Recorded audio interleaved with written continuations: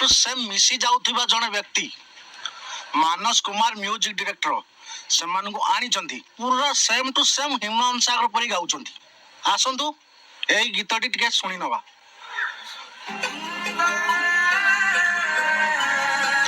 वाह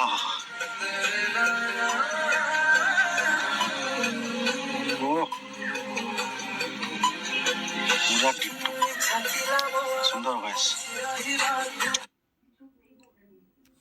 भाई जनक ए भाई कंठ शुणी आबाक ह्यूमन सागर परी डिटो। मोर प्रिय दर्शक निहाती आपण माने मीडिया माध्यम गोटे ह्यूमन चलीगला अनेक ह्यूमन उत्पन्न हो पड़े ओडिशा रे। एमिति कि ता अर्थ जना पड़ुची। चलतु मु परे कहूची आपण माने शुणिबे। भाई को पसंद आसीगला जे भाई को गीत कंठस्वर ह्यूमान परी डिटो सेम। चलतु पुणी आउ एक ह्यूमन सागर को देखि नेबा।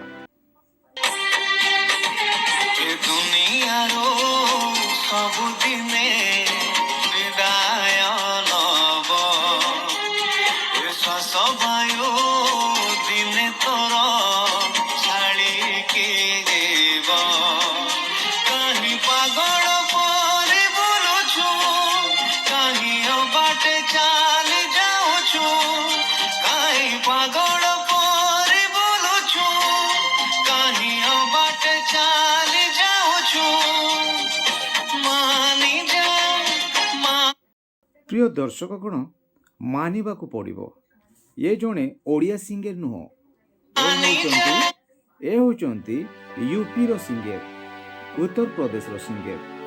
मोर प्रिय दर्शक ये मध्य ह्यूमन को एक फैंस। तो चलंतु आउ एक ह्यूमन सागरंकर कॉपी को देखि नेबा। ओडिशा को मिलगला द्वितीय ह्यूमन सागर। हाँ आज्ञा ए कथा आमे कहूना कहिछंती ओडिशा दर्शक।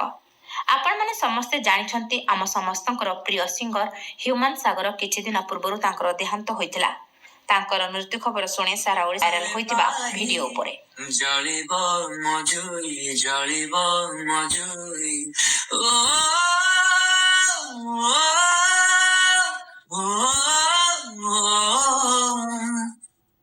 आज राती गले पाही जळिबो मजुई ओ हो हो हो ला ला ला ला ला ला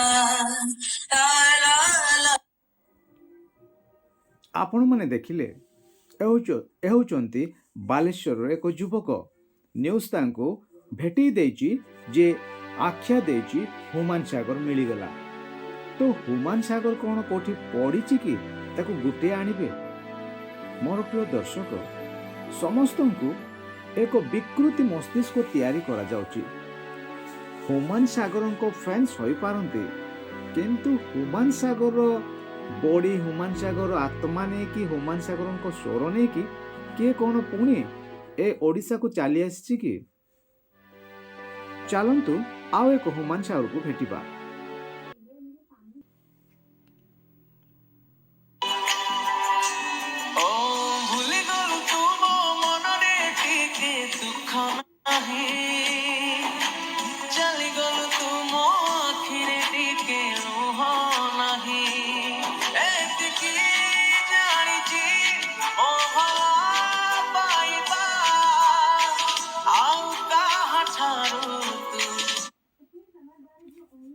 देखो तो मोर प्रिय दर्शक गण ये होचंती संतोष सागर। संतोष हाइफेन सागर होई पारे ह्यूमन को गीत को से गाउचंती किंतु ह्यूमन सागर नुहंती। एथि पूर्वरु मु आपण मानकु तीनोटी वीडियो देखिली जे ओडिशार समस्त लोकंकु चकमा दे चलीचंती किंतु गोटे कथा कहि रखिबी समस्त होचंती ह्यूमन सागरंको फैंस। सांगगण तांको गुरु बोली मानती तांको गीत को गाउचंती तांको फॉलो करूचंती। गोटे कथा कहबी ह्यूमन सागर समस्तंकर गुरु बनी गले। केवल प्रत्येक कंठरे ह्यूमन सागरंकर से स्वर सुनिबा को मिलुची किंतु से माने ह्यूमन सागर नुहंती। कौन प्रथम ह्यूमन सागर गला परे ଦ୍ୱିତୀୟ ତୃତୀୟ ଚତୁର୍ଥ ହ୍ୟୁମାନ ସାଗର କ'ଣ ରହିଛନ୍ତି ଜଗତରେ? ତ ଓଡ଼ିଶାରେ ଆସିଲେ କେଉଁଠୁ?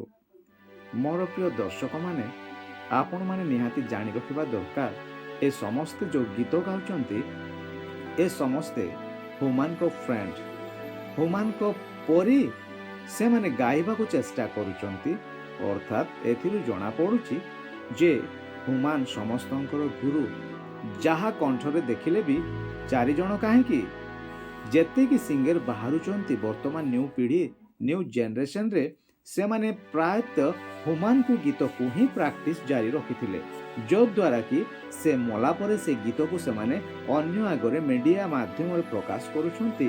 ହେଲେ ଲୋକେ ଭାବୁଛନ୍ତି ଆଙ୍କ ସ୍ୱର ହ୍ୟୁମାନ ସାଗର ସ୍ୱର ସହିତ ମିଶୁଛି। ନାହିଁ, ଏକଥା କଦାପି ସତ୍ୟ ନୁହେଁ। କାରଣ ତାଙ୍କୁ ଯଦି ଗୋଟେ ଗୀତ ଦେଇ ଜାଣିବ ସେ ନିଜ ଆଇଡ଼ିଆ ଟେକ୍ନିକ୍ରେ ସେ କେମିତି କଣ୍ଠରେ ଗାଉଛି, ତାଠାରେ ରିଦମ୍, ପାଦ, ଛନ୍ଦ, ତାଳ, ପଦ କ'ଣ ସମାନ ହେଉଛି କି? ସ୍ୱରର ଭଙ୍ଗୀ ସମାନ ଆସୁଛି କି? ତାଙ୍କ ଗୀତକୁ ଅଭ୍ୟାସ କରି ଗାଇଲେ ସେମିତି ପରି ଲାଗୁଛି, କିନ୍ତୁ ନୂଆ ଗୀତ ଯଦି ଦିଆଯିବ ନିହାତି ଫରକ ଆସିଯିବ, ନିହାତି ପକ୍ଷେ। ମୋର ପ୍ରିୟ ଦର୍ଶକଗଣ, ତେଣୁ କୌଣସି କନଫ୍ୟୁଜ୍ ହେବାର ନାହିଁ। କାରଣ ହ୍ୟୁମାନ ଗୋଟିଏ ପିସ୍ ଥିଲେ ଏ ଜଗତରେ। ହ୍ୟୁମାନ ପୁଣି ଦ୍ୱିତୀୟ ପିସ୍ କେହି ନାହାନ୍ତି, କେବଳ ମୁଁ ଓ ଆମେ ସମସ୍ତେ ତାଙ୍କ ଫ୍ୟାନ୍ସ। ଅବଶ୍ୟ ସେ ଚାଲିଗଲେ, ଚାଲିଯିବା ପଛରେ ଅନେକ କାରଣ ରହିଛି। ସେ କାରଣ ଗୁଡ଼ାକ ଆପଣମାନେ ମିଡ଼ିଆ ମାଧ୍ୟମରେ ପାଉଛନ୍ତି। ତ ଏତିକି କହି ରଖିବି, ହ୍ୟୁମାନ ସମସ୍ତଙ୍କୁ ଗୀତ ଦେଇଗଲେ, ଗୀତ ଶିଖେଇଗଲେ, କେମିତି ଗାଇବାକୁ ହୁଏ ତାହା ଗୁରୁ ହିସାବରେ ତାଙ୍କଠାରୁ ସମସ୍ତେ ଶିଖି ସାରିଛନ୍ତି। ତାଙ୍କୁ ଫଲୋ କରୁଛନ୍ତି, ତାଙ୍କ ରିଦମ୍ରେ ତାଙ୍କ ପରି ଗାଇବାକୁ ଚେଷ୍ଟା କରୁଛନ୍ତି। ଏତିକି ହିଁ, କିନ୍ତୁ ସମସ୍ତେ ହ୍ୟୁମାନ ନୁହନ୍ତି। Thank you.